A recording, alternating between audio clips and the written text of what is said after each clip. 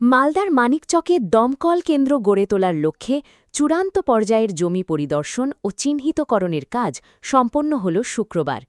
মানিকচকের মথুরাপুর ও নাজিরপুরের মাঝামাঝি নিমতলী এলাকায় প্রস্তাবিত দমকল কেন্দ্রের জন্য জমি পরিদর্শন করেন মানিকচকের বিধায়ক গৌরচন্দ্র মণ্ডল।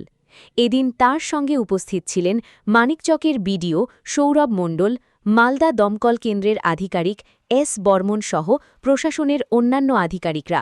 সকলেই মিলে প্রস্তাবিত দমকল কেন্দ্রের জন্য জমি চিহ্নিত করেন। জানা গিয়েছে, আগামী দিনে দমকল কেন্দ্র নির্মাণের কাজ শুরুর আগে প্রয়োজনীয় কাগজপত্র তৈরির প্রক্রিয়াও এদিন থেকেই শুরু হয়েছে। এদিন মানিকচকের বিধায়ক গৌরচন্দ্র মণ্ডল জানান, পশ্চিমবাংলার লোক ভরসা আস্থা রেখেছে আমাদের ডবল ইঞ্জিনের সরকারের এবং ডবল ইঞ্জিনের সরকারের জনপ্রিয় মুখ্যমন্ত্রী শুভেন্দু অধিকারী মহাশয়। মানিকচকের ইস্তাহারে আমাদের উল্লেখই ছিল যে মানিকচকে একটা ফায়ার ব্রিগেড হবে, অর্থাৎ দমকল কেন্দ্র। ইতিমধ্যে আপনারা দেখেছেন যে আমাদের জনপ্রিয় মুখ্যমন্ত্রী শুভেন্দু অধিকারী মহাশয় বাজেটে ঘোষণা করেছে রীতিমতো ফায়ার ব্রিগেডের ডিভিশন অফিসার, ওসি, বিডিও সাহেব, আমরা অনেকবার এর আগেও জমি পরিদর্শন হচ্ছে, আজকে ফাইনালি জমি পরিদর্শন হচ্ছে যেখানে ফায়ার ব্রিগেডটা হবে আর কি। তো দমকল কেন্দ্র যেখানে হবে তার জমি পরিদর্শন, এবার বাকি কাগজগুলো পাঠালে এর কাজ চালু হবে। আমরা খুশি, গর্বিত, এবং আমি মানিকচকের বিধায়ক হিসাবে গর্বিত যে মানিকচকের যে আশা ছিল, ভরসা রেখেছে, সেই আশাটা পূরণ হতে যাচ্ছে। কারণ ফায়ার ব্রিগেড দমকল কেন্দ্র মালদাতে আছে, এর সমস্যা কি তো 1 ঘন্টা আসতে লাগতো। তার আগে লোকাল লোক যেহেতু ভালো, সেই বাড়ি পুরা থেকে বাঁচাতে পারতো, কিন্তু পুড়ে ছাই হয়ে যেত, এসে কিছু করতে পারতো না। উত্তর 24 পরগনা ও তার আশপাশের এলাকার মানুষের সেবায় ক্যাথল্যাবের মতো অত্যাধুনিক সুবিধা নিয়ে পরিষেবায় ব্রতী সারদা মাল্টি স্পেশালিটি হাসপাতাল।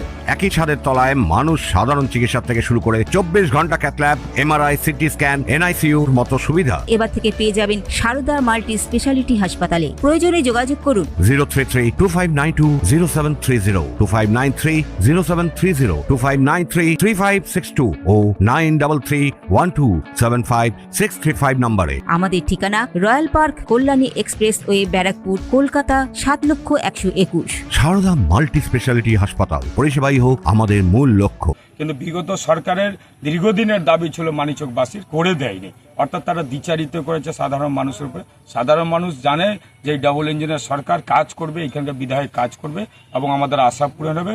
এই একটা আশা 20খানা কাজের মধ্যে ইস্তাহারের এই একটা প্রথম কাজ হচ্ছে যে ফায়ার ব্রিগেড আমাদেরকে করার, এবং আমরা রূপান্তরিত করার পথে আছি, চলছে। এরই জন্য জমি পরিদর্শন। কোন জায়গা চিহ্নিত করা হয়েছে? এটা নাজিরপুরের এবং আমাদের মথুরাপুর, নাজিরপুরের মাঝামাঝি অঞ্চল, নিমতলী বলে জায়গা বলা হয়, নিরঞ্জনপুর মৌজায়, এইখানেই আমাদের ফায়ার ব্রিগেডটা হচ্ছে।